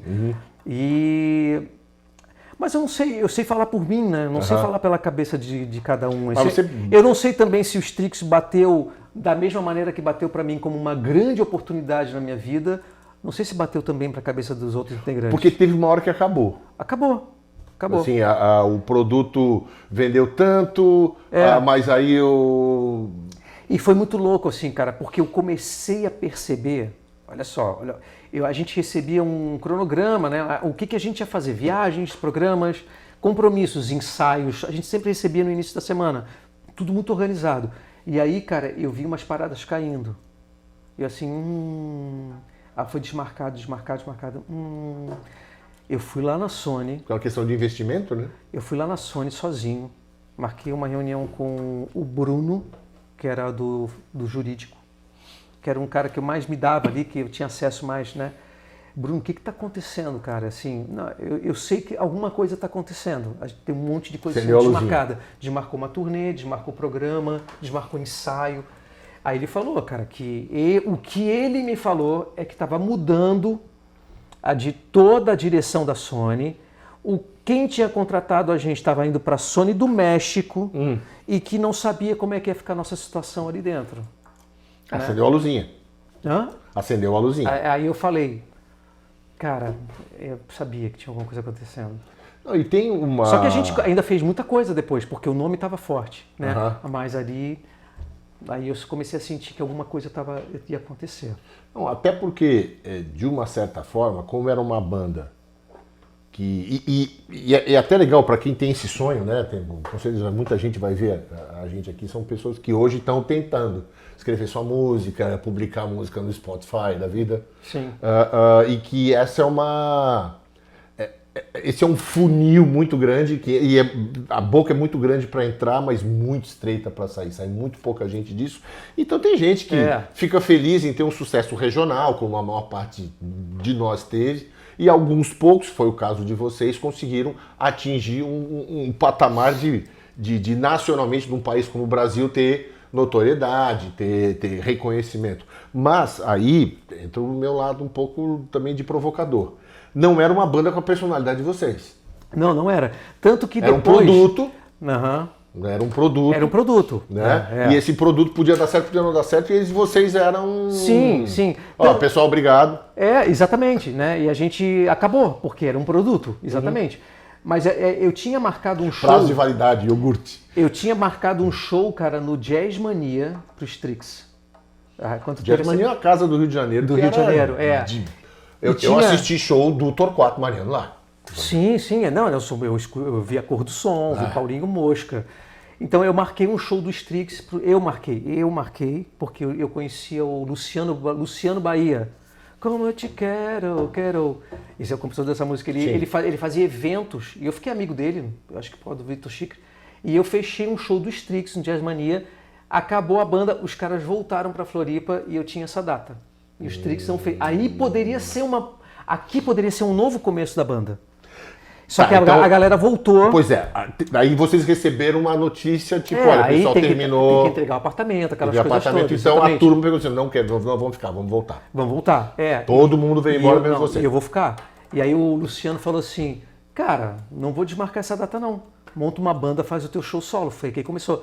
Aí eu montei Tom Capone, Mac William, chamei o Rodrigo Aldino para tocar e o Vitor Chicre. E fiz um show no Jazz Mania. Tu estás falando de Tom Capone, tu estás falando de Vitor Chicre. Vitor Chicre era o guitarrista. Não, era o tecladista do produtor do Strix. Do Strix. O Tom Capone é o Tom Capone. Tom Capone. Tom Capone. O cara, foi a primeira banda. Só para vocês terem uma ideia, o Tom Capone, ele é gaúcho, né? Se não me engano, ele é... Ele é parceiro do Miranda, que é gaúcho. Não, ele nasceu em Santa Catarina. Ele é catarinense. Ele é catarinense, então? Catarinense. Tá? Mas ele se tornou diretor artístico da Warner e lançou coisas como Maria Rita, Raimundos. O Rapa, o Skank, os melhores discos, os melhores trabalhos foram Ele produziu e lançou esses caras, um cara muito gente boa. Um queridão, assim, sabe? Aquele cara queridão. Não, eu olhava pra ele assim, diretor da Ordem, cadê o cara de gravata? Não. Tinha um cara com cabelo até na cintura. Né? A gente foi na Warner uma vez, né? Isso, então. Ele é bermudão. E esse cara foi receber uma meia dúzia de prêmio Grammy. Foi. E na saída do Grammy, ele adorava andar de Harley. Né? E ele alugou, em vez de dar de limusine, o cara alugou uma Harley e veio um cara furou o sinal e... Uma mulher. Era uma mulher? E jogou a moto ele foi parar numa parede, assim, pá! Simplesmente acabou com talvez um dos caras que mais ia brilhar. E brilhou, quanto ele brilhou, aquele cara, que era sensacional. Eu tinha uma reunião com ele uma semana depois marcada. Era um anjo, assim, ele morreu. Falar dele até dá um negócio, né? Ele era um cara enorme e enorme do coração. Do coração. Cara, gente boa demais. E foi meu primeiro guitarrista. Aí eu montei essa banda. Aí o Tom Capone ficou comigo um tempão, assim. Aí depois ele virou diretor do meu show. E aí eu chamei o Tolstói para ser o guitarrista. Tolstói, que é o produtor do Lenine. Hoje. Lenin e Tolstói, parece que você está falando da Revolução Russa. Mas, bom, isso aí criou, obviamente, uma espécie de um hiato, pelo menos a gente começou a ouvir falar pouco de você aqui. Até porque nessa época foi justamente quando o rock teve uma queda gigante. E a música sertaneja deu um salto em termos de popularidade. Então, o pessoal não ouvia mais rock. Não. Começaram a ouvir Leandro Leonardo, começaram a ouvir... anos 90 ali, entrou muito isso. Então, aí sumiu, Aí sumiu. Aí o que você ficou fazendo? Cara, aí eu já estava morando no Rio, estava fazendo teatro. Aí você foi para a área de atuação... Fui para a área de atuação, né? Investi nisso, né? Aí eu fui... Cara, eu já estava apaixonado pelo teatro.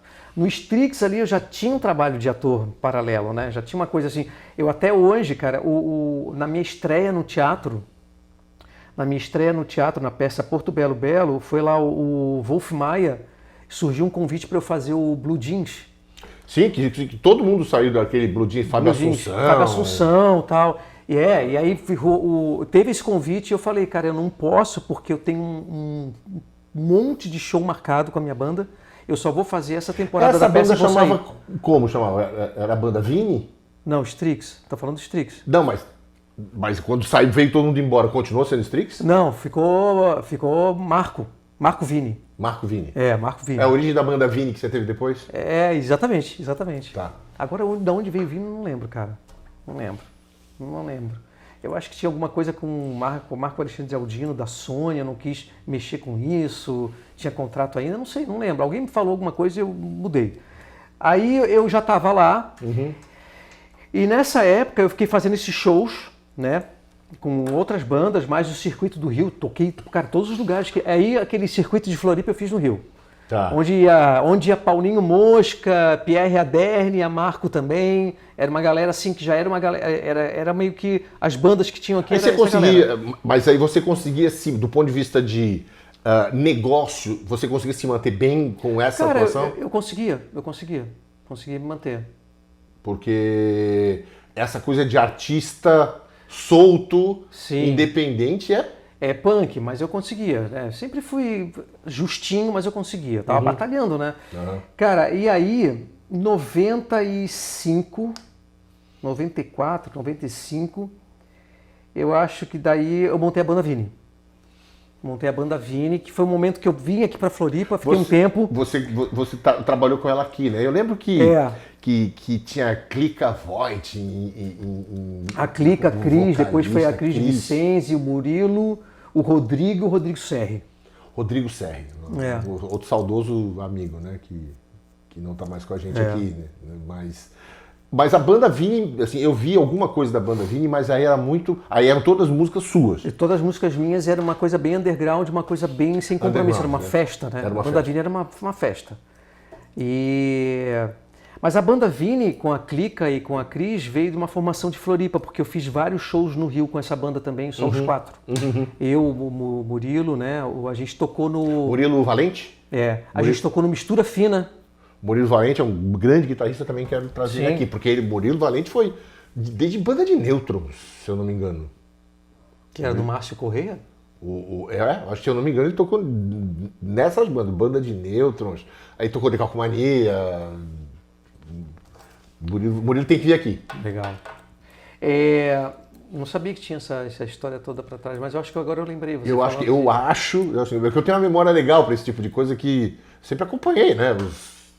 Os amigos, as pessoas assim que estavam nesse meio, sempre procurei acompanhar e ler muito sobre a história delas, até senão não daria nem pra gente estar aqui desencavocando essas histórias todas. Mas aí você estava na parte de atuação, em teatro, como ator, assim, e também com a banda Vini, aí você veio para cá, para Floripa. Só que aí tem um intervalo que aí eu quero puxar, que é o momento, em 1996, que teve isso aqui. Esse disco uma possível volta. Aí tem uma história também, que eu e o Emerson, a gente quis voltar para a Sony com agora a nossa proposta. Agora a gente vai fazer o nosso som, né? E aí começou a semente disso aí, ó, que foi a volta do Cromo, gravando esse... Que é bom, hein? É uma pauleira. Eu gosto desse disco, até pauleira. Porque eu sou suspeito em falar. Pode falar. Eu produzi o disco. Só que você produziu também uma outra coisa muito legal, cara. Que foi um disco meu, romântico. Que só tem música boa. Eu ia chegar lá depois, porque daí tem a parte vergonha alheia, que a gente vai chegar lá na frente do roqueiro. Do roqueiro. Não, mas primeiro vamos falar aqui, né? Vamos falar disso aqui. Isso aqui foi a volta do Cromo, praticamente o Cromo original. Você... menos o Moacir. O Moacir não estava. O Moacir não estava. Eu, o Andrei, o Emerson e o Rodrigo. Que a gente voltou com essa proposta de voltar à raiz, né? A gente até ficou na dúvida se voltaria como Strix ou como Cromo, mas aí o Emerson gostava muito do Cromo, o nome Cromo, enfim, e falou, não, vamos fazer então. O que eu posso falar é que esse disco aqui, hoje, ele é atual. Ele é muito bom esse disco. Você escuta esse disco aqui, ele é atual. Assim, ele é muito bom, tem algumas cara. Canções muito boas. Sim. Muito bem executado, a sonoridade muito bem tocado, é boa, cara. Muito bem tocado. E a gente tocando a Vera, né? Ele tá muito bem. Não, foi todo tocado, não teve todo nada. Tocado a Vera, programado. muito bom. Foi... Esse disco aqui é bom. Isso é uma raridade, é bom. Esse disco é muito bom. Muito bom. Eu recomendo, né, que... Eu acho que é legal botar até se você botar na internet isso aqui Spotify. Porque tem uma música, particularmente que me agrada muito, uma música chamada Atami. Muito inspirada. Mas eu tenho que falar em termos de. A música, eu acho que tem músicas que você assim, puta merda, eu queria ter feito essa música. Como diz o Tom Capone, a tua obra-prima. Eu não sei se é tua obra-prima, né? Ele acha. Assim, mas é uma música que eu gostaria de ter feito. Né? Valeu, obrigado. Que eu gostaria de ter feito também. Porque ela é muito amarradinha, ela tem uma inspiração de Almodóvar. Tem. Né? Tem uma coisa meio sombria nela, meio underground e meio sadomasoquista. E a forma da música, ela é surpreendente, né? Ela tem uma coisa meio... E a linha melódica dela, tem uma coisa meio italiana. Tem uma parte que ela de ópera. De ópera. Então, é uma música muito bem construída. Então, é uma música que eu pago pau para essa canção aqui, até porque é uma música madura. Eu quando analiso, humildemente tento analisar o trabalho das pessoas, seja o trabalho de arte visual, seja um filme, não importa, eu tento ver o quanto o artista quanto aquela obra é madura. Então, às vezes, a gente fazia musiquinha de eu quero beijar a garota, vamos na balada, como hoje a gente vê assim, músicas. Não dizendo que antigamente era melhor, nada disso, mas a gente vê que hoje a temática das músicas é muito pueril. Né? Essa música tem literatura, tem referência e tem uma sonoridade muito bem feita, tem uma linha de harmonia que olha, é uma música, é uma obra madura, é isso que eu tenho que te dizer. De um cara que na época tinha o quê? Você tinha nem 30 anos, já tinha 30? Não tinha 30 não. Né? Então, essa música eu fiz em 94. E tá nesse disco aqui, eu acho que é bem legal. Mas agora, aí teve essa história, eu me lembro que vocês fizeram 2 shows, sei lá, 1 ou 2 shows na volta do A gente abriu o Paralamas, o Lick, e mais algum show, né? Acho que sim, e aí acabou de novo. Acabou de novo. E aí você foi fazer o quê, cara? Cara, vamos lembrar junto aí, que ano é isso? Foi 96? Pelo menos o que diz aqui no... Cara, 96, aí foi quando eu gravei o meu disco romântico com você. Não, o disco romântico foi em 98. 98? Foi em 98. Cara, aí eu acho que em 96, cara, eu acho que eu dei uma... Puta, eu não tô lembrando. Foi em 98. Porque eu me lembro que exatamente foi em 98, porque foi um tempo... Eu estava muito fora daqui, foi um momento que eu resolvi baixar aqui durante um período, e aí foi quando a gente gravou e a gente escolheu as músicas, escolheu o repertório, o produtor junto comigo foi o Nico Varela, assim, que fez um trabalho, porque esse cara, ele qualquer coisa que você entregar para ele, falou, é um samba enredo, é um chachado, o Nicolau faz. Faz mesmo. Faz, qualquer gênero musical ele faz. Músico, o cara é um bom gosto. É outra categoria e sai bom, né? Tudo que ele mete a mão sai bom. Cara, eu acho que eu dei um tempo nessa época aí, cara. Foi quando eu fiquei um tempo em Floripa, né? E acho que eu dei um tempo, um pouco de música, assim. Eu tava sem banda, acho que eu tava mais com um trabalho de banda Vini mesmo, mas muito tocando, assim, mais underground, festas. Bom, agora a gente vai chegar também numa coisa um pouco também diferente, que foi uma outra... Vai me lembrando das coisas, tá? Vai me lembrando. Que tem esse disco aqui... que você foi para um gênero cristão. Sim. Né? Ou seja, você tem músicas suas aqui tem. Que acabaram entrando nesse mercado, vamos chamar assim, nesse mercado de música cristã, música gospel. Né? Como é que foi esse envolvimento? O quanto que isso aí para ti teve um significado pessoal de descoberta? Se isso aí, o lado artista pegava mais forte do que, de repente, o envolvimento com uma descoberta pessoal. Assim, eu não faço crítica nem a favor nem contra da opção das pessoas, até porque tem muita gente hoje que o segmento gospel, em termos de mercado, é gigantesco. Sim, no mercado eu por conta da minha atuação profissional, eu tive... contato com muitos desses artistas, com muitas dessas produções, e são impressionantes, até fora do Brasil. Mas aí, como é que foi a tua vivência na música... Gospel. Esse disco aqui, ele é muito importante, cara. Ele tem uma história assim, ó. Quando eu conheci a minha esposa, Michele, ela era cristã. né? Mas eu não tinha muito o que era cristão, é católico, é evangélico. Não tinha muito essa divisão, né? Eu sabia que ela era cristã, né? Ponto. E aí um dia, cara, porque tem muita gente que vira evangélico, que tem muito esse comentário, né? Que vira evangélico porque tá mal, né? Ou tá ferrado, não sei. E tem mesmo, tá? Só que foi interessante, cara, porque isso aqui foi uma descoberta muito legal na minha vida. Porque um dia eu estava namorando a Michele e ela me convidou assim, você quer ir num churrasco dos irmãos? Churrasco dos irmãos, bora, vamos lá, né? Churrasco? E eu não sabia, churrasco, né? Pô, namorando com ela, tal, tô com a minha namorada. E quando eu cheguei lá, cara, eu senti, assim, uma coisa muito bacana, cara, nas pessoas. E em algum momento o pastor foi fazer uma oração e antes um cara pegou o violão e cantou. Cara, quando ele cantou essa música, bicho, eu fiquei assim, cara, porra, que coisa boa que eu tô sentindo, cara. Né? Então, eu sempre digo que eu me converti ao cristianismo, fui batizado, eu me converti por amor, porque eu acho que o louvor, a música me converteu. Porque aí eu falei assim para Michele, quando é que você vai na igreja? Ah, domingo. Posso ir junto? Eu pedi para ir junto porque eu queria ver mais aquilo ali. E aí eu comecei, cara, e começou muita coisa a se transformar dentro de mim. Não estou falando de religião, tá? Estou falando de coisa de se sentir bem, sentir bem, pessoal, né? Entendo você. E aí, cara, toda a igreja, quando o pastor descobre que você toca, ele quer que você toque na igreja, né?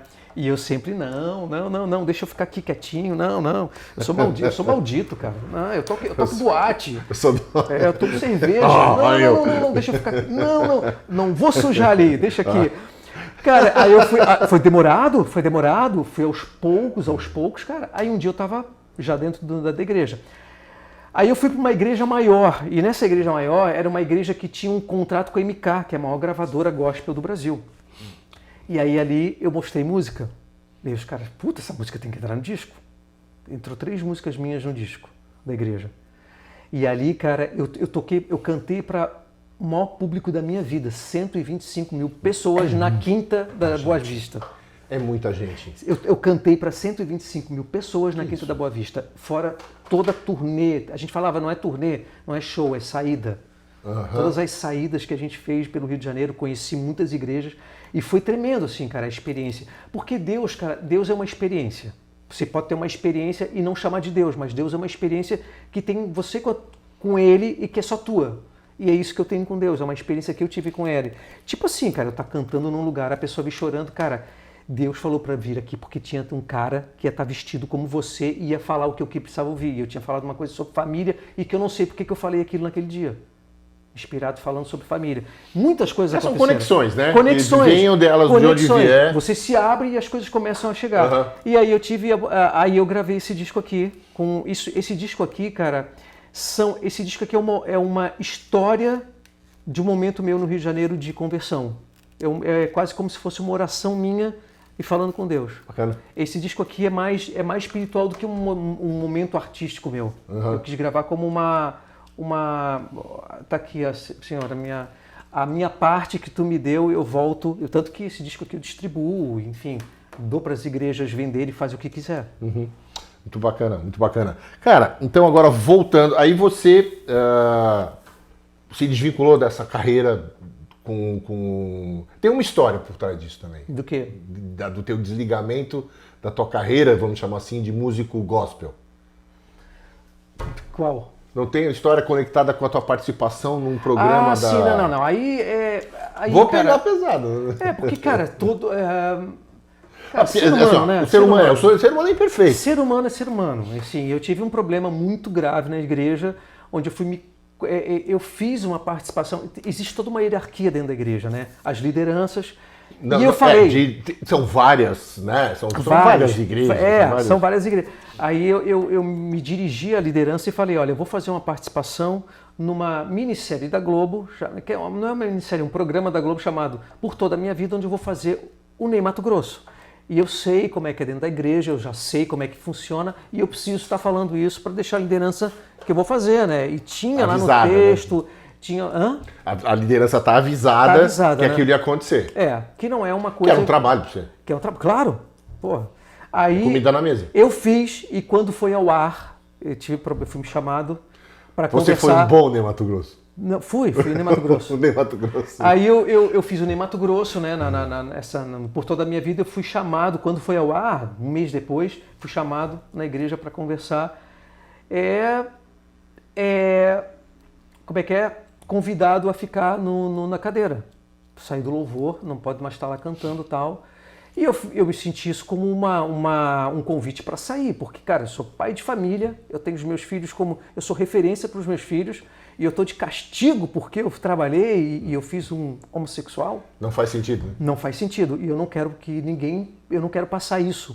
Eu não quero dizer que isso é certo, que Ou eu seja, fui na verdade, castigado. pessoas dentro na liderança naquele momento, naquela denominação, Sim. acharam que o fato de uma pessoa que era membro da igreja, que tinha até uma visibilidade, Sim. fazer um papel do Ney Mato Grosso que tem os seus trejeitos, suas características, a sua maneira de ser. É que a gente sabe, que a gente está falando... Não, e assim... Isso seria mal visto, seria mal interpretado. Ou seja, preconceito. Preconceito, E você sim. não aceitou o preconceito? Não, porque senão eu estaria assinando embaixo, inclusive para meus filhos, que é óbvio, não pode fazer isso. Não, cara, meu trabalho. E eu sou acima de qualquer coisa, eu sou um artista. Sim. Eu sou um filho de Deus artista. Sim. Então, assim, eu não vou abrir mão disso. É seu trabalho. Eu acho que digno. E eu acho que veio porque veio de uma pessoa lá de cima. Quem é essa? Não. Falei assim, cara, não. Demais. Aí mudou muita coisa, assim. Aí eu saí, enfim, aí depois que eu gravei isso aqui, ó. Eu gravei isso aqui depois. Ah, você gravou depois? Depois. Isso aqui foi uma outra coisa. Você já estava... Então, assim, a minha fé é algo intocável, eu creio em Deus, mas tem que tomar cuidado com algumas coisas, sim, os teus valores. Tudo, né? Né? A gente está falando, as religiões são feitas por homens e os homens são imperfeitos, e aí sim. se erra, né, muito o tempo inteiro, isso aí faz parte. Agora, hoje, né, ou seja, bem mais recentemente, eu tenho visto alguns shows, né, onde você toca com uma banda onde quem faz parte da banda é o Luca. Que você conheceu pequenininho. Não, é meu afilhadinho do coração, né? Um menino que eu vi, quase vi ser feito. Agora, como é que é dividir o palco com o filho, que é um belo artista também, ele seguiu esse caminho, né? Como é que é essa experiência para o pai que de uma certa forma você não conviveu tanto assim com seu pai, né? Não. Então, para você, como é que foi essa... Cara, assim, primeiro que o Luca filho é legal, né? Porque o Luca, ele tá na música, né? E ele é um puta ator. E ele já fez na Globo e tal, e, cara, chamam ele para trabalhar e ele quer ser músico. Ele tem uma coisa muito decidida nele, né? O Luca não faz novela, televisão, porque não quer, né? Ou então porque não seja atrativo para ele estar lá, agora, nesse momento. Mas ele é um cara que tem, assim, quer ter uma vida tranquila, mora em Balneário Camboriú, casado, quer ter uma vida tranquila e sou músico. Eu gosto de produzir minhas coisas, toca todo final de semana, tem uma banda e tal, tá com umas propostas bacanas aí pra música. E é legal, cara, porque o Luca como músico e o Davi, que é o meu mais novo, que daí já é ator. O Davi, a pegada que já dele, ganhou prêmio, cara... Mas o Davi tá com quantos anos? 17. Já tá com 17? 17. É o Davi, o Luca, e a que tá com... A Kira é mais velha. Mora nos Estados Unidos. Mora nos Estados Unidos. É. A Kira tá com quantos anos? 25, vai fazer 26. E o Luca tá com? Vai fazer 24. Cara, e a gente não fica velho, né? Não. Então, assim, ó, o Davi, tanto o Davi como o Luca, cara, trabalhar do lado do Luca, cara, ele é meio que um termômetro contemporâneo pra mim. Você está entendendo? Eu entendi. Ele não me deixa ficar ultrapassado. E o Davi, como ator, ele não me deixa ficar ultrapassado. E é legal isso, essa jogada com a nova geração.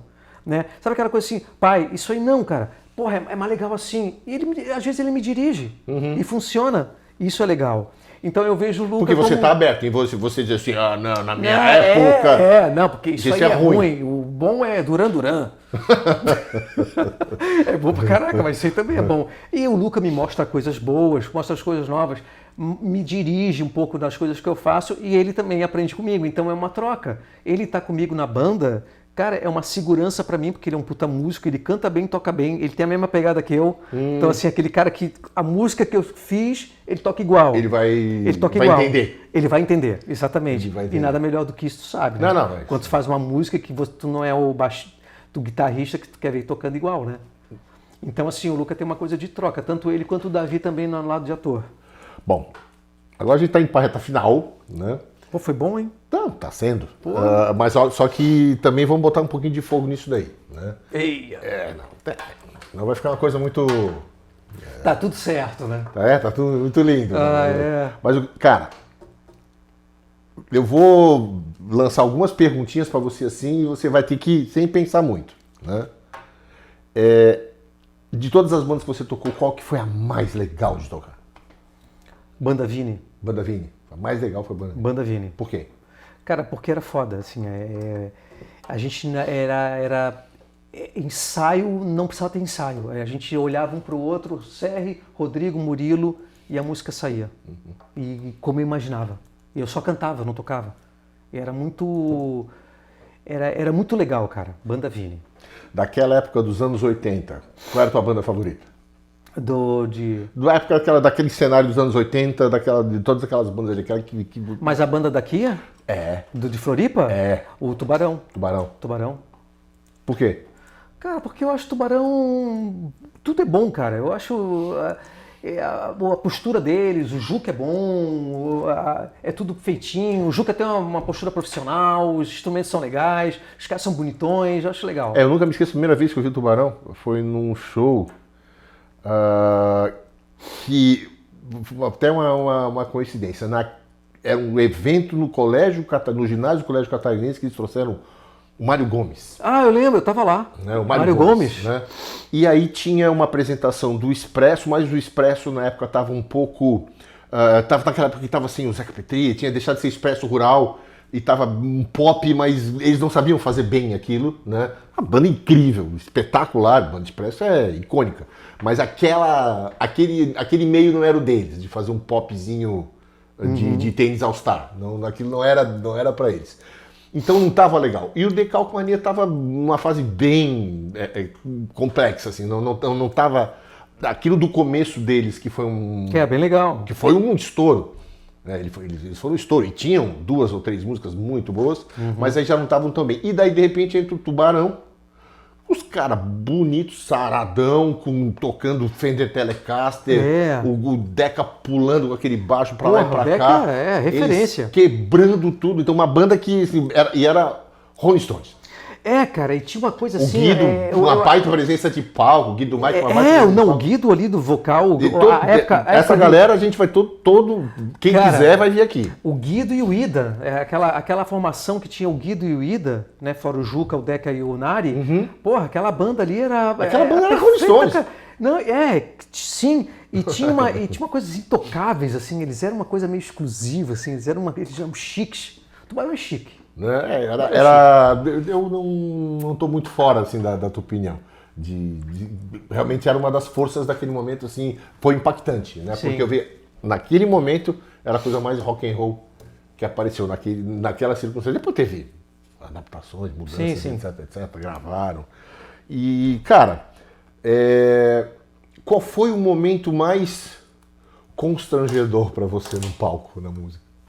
Cara, constrangedor... Aquela coisa assim, puta, que roubada, que cagada, que merda. Eu tenho 2 situações. Você vai perguntar o momento engraçado, alguma coisa Também. Assim? Tá, constrangedor foi quando a gente fecharam um show pro Cromo, um pouquinho antes de a gente for pro Rio de Janeiro, em Maracaju, uma cidade de Maracaju. E assim, foi uma roubada, assim, já pra ir de carro, é longe pra caramba, depois procura na internet e mostra até uma mapinha. É longe pra caramba, muito longe, cara. E aí, cara, só que é o seguinte, cara, tinham fechado uma banda de baile, só que essa banda não foi, Cromossomos. Alguém quis substituir e chamou Cromo. O nome é o mesmo? Só que, cara, eu lembro que a gente chegou, cara, aí o prefeito e tal... E aí a gente subiu, era uma campanha política. Aí Comício. Comício, a gente subiu o palco, cara. Na época tinha showmício, assim, Showmício. As bandas tocavam em showmício. É. O candidato abraçava Exatamente. o artista. A gente foi recebido pelo candidato, mas a gente foi de carro, longe, cara, todo mundo, mas tá todo mundo novinho também, tudo bem. Mas eu lembro que foi muito longe, eu lembro disso. Maracaju, Floripa, Maracaju, Mato Grosso. Mato Grosso. Aí é Mato Grosso. Mato Grosso do Sul. Mato Grosso cara, é mais longe lá, ainda. De carro, bicho. Aí, cara, a gente foi tocar nesse lugar, só que foi um equívoco, porque a banda era uma banda de Vaneirão? Vaneirão. Vaneirão, música tradicionalista vaneirão. gaúcha. E todo mundo esperando isso. Você tá louco. E entra a banda Cromo. E aí eu lembro assim, ó, cara, vamos abrir com a mais porrada. Repressão, Instrumental de abertura. Entra vocês, faz um instrumental de abertura, depois eu entro correndo no palco. E eu lembro que quando eu olhei assim, cara, que a gente subiu no palco, só chapéu de palha. Eu falei, cara, tem alguma coisa errada, cara. Não, a gente começou o show. Na segunda música, entrou uma galera no palco. Para, ninguém tá gostando. Tiraram a gente, aí o Emerson pegou a bandeira do partido e quebrou. Bicho, aí, cara, aí começou o terror. Não queriam deixar a gente sair da cidade. Cara, resumindo, a gente foi escoltado, não sei até onde, uma saída da cidade. Cara, eu sei que ameaça de morte. Foi uma parada, chama outras pessoas. Pessoal de Maracaju, ele tá aqui em Floripa, se quiser. Eu vou colocar aqui o... mas aqui eu tô no meu território, aqui o tem lei. WhatsApp Tem lei. Vou botar o WhatsApp dele aqui. Não, aí é o seguinte... Galera de Maracaju, aquele abraço. Não, Achei. Gente, desculpa, a gente era todo mundo muito novo, a gente era tudo moleque, a gente não sabia o que estava fazendo. Não, é que foi bem constrangedor, assim. Só que eu falei assim, cara, a gente não devia ter feito essa confusão. E o Emerson sempre foi muito esquentadinho, né? Ele sempre foi muito esquentado. Sempre. E aí acabou essa confusão e a gente quando foi assim, não muito longe, cara, para voltar, seguinte, cara, vamos voltar de helicóptero. Já vou falar com o prefeito. Já nessa onda, né, quando a gente chegou lá. Ah, sim. Não, vamos voltar de avião ou helicóptero. Não, deixa que eu negocio. A gente mudando daqui, né? Depois, cara, a gente voltou de caminhão. Pegando caminhão baú. Com a guitarra debaixo do braço. A gente voltou de carona, cara. Medo de morrer, né? Com uma família que ia ficar em Joinville. Ai, que terror, cara. Depois disso a gente merecia a Sony Music mesmo. Ah, isso foi com a Cromo antes foi antes da Sony, foi antes do Cromo, foi um dos últimos shows ali do Cromo. Maravilha. Cara. E o mais engraçado? Que isso aí... Cara, o mais engraçado foi quando, eu não sei se tu tava nessa, foi o show do Cromo, que a gente abriu o Spy vs Spy. Tu lembra desse show que a gente abriu uma banda australiana que tocou no... Aquele lugar lá perto dos ingleses que tinha show? Eu me lembro desse evento. Puta, eu show não tenho lotado. Que eu tava. Spy vs Spies. Lembra essa banda? Lembro. E o Cromo abriu. E aí entrou o Cromo, começou uma instrumental. Eu entrei e aí começou, cara, o ginásio, aquele lugar inteiro. Viado, viado, viado, viado. E eu tava assim, cara, uma camisetinha justinha, uma bermudinha justinha. Tava bem viado. E um boot, bem viado, viadaço. Viadaço. Aí, cara, aí eu baixei a calça e mostrei a bunda. E aí pararam, cara. Eu acho que a galera riu pra caraca e o show rolou. Foi o momento mais engraçado, cara. Eu estava Ainda lá. bem que não tinha internet. Eu tava lá. Tu lembra disso? Eu lembro disso, eu tava lá. Ainda bem que não tinha internet, né? Você ia ter minha bunda e tudo que é lugar. Hein? Não por isso. Não por isso. As câmeras estão à disposição. Muito bom. Cara, não, mas eu acho que todo cara que é vocalista alguma vez na vida passou por essa reclamação sim, de né? ser chamado de... Cara, e o engraçado é que hoje, né, assim, pra gente era até uma coisa normal, de estar acostumado, era uma coisa que faz parte, né? Faz parte. Você não ficava bravo, você até mostrou. Não, eu não ficava, eu sempre fui acostumado com isso, cara, desde sempre. Viado. Só que hoje, né, assim, hoje não dá mais pra uma plateia fazer isso. Não pode, não, hoje não rola. Não dá mais pra uma plateia fazer isso, ou seja, um nível de acho que de respeito mesmo, acho que sim. O nível de evolução. Ainda bem, de respeito, né? É uma coisa positiva isso. Até cara. porque não pode ficar chatice, mas é bom dar uma equilibrada, né? Eu não sei se você tem a mesma percepção que eu tenho. A gente estava falando dessa origem das nossas vivências nesse campo da música, da arte. Tem os nossos amigos que trabalhavam na moda e tal. E que a sensação que eu tenho, que de uma certa forma, naquela época, era muito mais aberto, muito mais liberal, pelo menos naquele entorno, naquela bolha, muito menos preconceituoso do que hoje é. Apesar de hoje a evolução que a gente tem do politicamente correto e que faz todo sentido você não... e que sejam criadas as fronteiras bem percebidas daquilo que é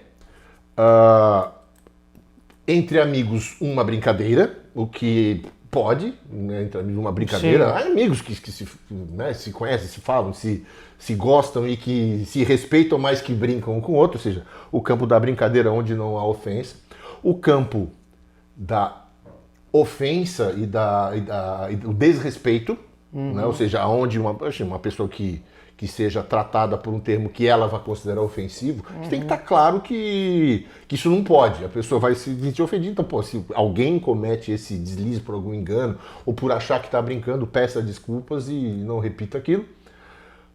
Mas só que tem uma fronteira que é a fronteira do preconceito. Sim. Né? Então, uma plateia louco. naquela época pegar e sei lá, 3 mil, 4 mil, 5 mil pessoas mais ou menos aproveitarem sei lá, o momento delas para fazer Parecia ensaiado. Parecia ensaiado. Hoje não cabe mais. Não cabe. Tem um lado bom, cara, assim, porque assim, cara, assim, eu nunca tive preconceito como afetivo. Eu tenho amigos, né? Nunca tive preconceito com nenhuma outra raça. Eu nunca tive. É bom para botar um limite, um equilíbrio. Mas também, cara, assim, ó, são as fronteiras a gente vive hoje numa ditadura camuflada, tá? Uma censura camuflada. Mas eu me sinto censurado hoje. Eu falei aqui homossexual, não sei se isso pode ir ao ar. Homossexual não é homoafetivo. Tem umas coisas assim que eu me sinto censurado. E, cara, eu tô falando, eu acho que uma pessoa que não tem respeito, ela não vai ter respeito nunca. Né? Que uma vez assim, uma pessoa, eu me converti ao cristianismo, porque antes de me converter eu era daqueles que, quando passava um crente com a Bíblia, eu falava, ei, crente, não sei o que lá, não sei o que lá. Porra, tu não tem que se converter, tu tem que mudar o caráter, né? Porque fazer isso com uma pessoa, não respeitar a crença dela, é um mau caráter. É o desrespeito e o preconceito, que não cabem mais, não são aceitáveis, não são mais toleráveis hoje. Né? É porque a gente fala que a gente respeita, mas tem muita gente que não respeita, então veio para melhorar um pouquinho. Mas tá radical. Não, mas eu acho que até um radicalismo nesse momento de hoje, ele serve para que as pessoas entendam os limites. E aí daqui a algum tempo isso se acomode e que a gente possa viver numa sociedade mais harmônica, onde seja possível. Não, o que que eu acho que é bonito? É a gente ter uma sociedade onde, cara, eu não perceber que alguém é ou gay ou negro ou anão, entendeu? Isso não seja não haja a percepção direta e ao mesmo tempo haja o reconhecimento de que essas pessoas merecem o seu espaço, o seu trânsito, o seu respeito e a sua felicidade, né? Então, bom, cara, acho que a gente já falou bastante coisa legal, né? Até começamos a fazer filosofia aqui um pouquinho. Mas a ideia era essa, de trazer um cara que escreveu uma história bacana demais na nossa vida, na nossa história da cultura aqui de Santa Catarina, da música, das artes cênicas, um cara que transitou em vários movimentos, se reciclou, aprendeu, cresceu, se realizou, hoje tem uma carreira consolidada, é professor, né, Tem uma escola, né? Tem uma escola, que eu quero que você fale um pouco da tua escola, que hoje ajuda muita gente que tem o sonho até de atuar, mas você ajuda muita gente em, às vezes, poder se soltar e falar em público. A maioria dos alunos. E melhorar de vida nesse sentido, de se abrir mais para o mundo. Fala um pouquinho da escola. Então, a escola, porque... depois de todos os trabalhos que eu fiz no Rio, né, de tudo que eu fiz, quando eu voltei a morar em Floripa em 2013. E aí eu comecei a trazer umas pessoas do Rio de Janeiro, que eu trabalhei, que eu conheci, para dar workshop em Floripa. E eu estava dando aula, né? Fui chamado por um cara para dar um módulo num curso que ele ia dar em Florianópolis. Eu comecei a dar aula aqui também, eu já estava dando no Rio de Janeiro. Comecei a dar aqui. E aí eu fui procurado pelo SATED. Você disse, cara, você tem um currículo enorme, né? Você tem uma metodologia, a gente já tem te acompanhado. Por que se você não abre uma escola profissionalizante? E aí eu abri uma escola profissionalizante que tem aí formado vários atores e atrizes, mas principalmente melhorado muita gente na comunicação, perder a timidez. Fica meio que a minha história, assim. Aquele cara que era tímido, que ficava, né, cara, ninguém me entende, e pessoas que estão se abrindo para o mundo e estão acontecendo, conseguindo emprego, testemunho de conseguir emprego, viram palestrante, melhoram a minha filha não saía do quarto, agora eu não sei o que vocês estão fazendo, minha filha está toda comunicativa, chega a gente lá em casa, ela senta no sofá para conversar. Teatro, tudo isso é teatro, um passo a passo que vai lá, que vai transformando a pessoa. Então a minha escola, eu sou muito feliz com ela, principalmente pela transformação que ela dá nas pessoas. Então, esse cara que começou na escola, no colégio, com amigos, fazendo música e tímido e que não sabia que conseguia, e de repente criou essa estrada toda e hoje transfere essa experiência, essa vivência dele para pessoas que hoje recebem toda essa qualidade de ensinamentos que ele traz. E esse é o Marco Alexandre Aldino. É história, né? Como a gente fala, aqui a gente vai contar a história e que essa história fique para sempre. E merecia esse bate-papo, essa conversa e, cara... Tamo junto, sempre. E, cara, e tudo isso que aconteceu porque eu tive boas parcerias, né? Conheci pessoas certas, pessoas talentosas, pessoas amigas, como você, por exemplo, que está fazendo esse programa maravilhoso. Quero ver a galera aqui, hein? Não, a gente com certeza vai trazer muita gente bacana aqui. Esse é um programa justamente que tenta trazer essa história para que todo mundo a conheça e vai ser uma viagem bem legal. Pessoal, um abraço, até a próxima. E, redes sociais, vai estar tudo aqui. Compartilha, curte, comenta.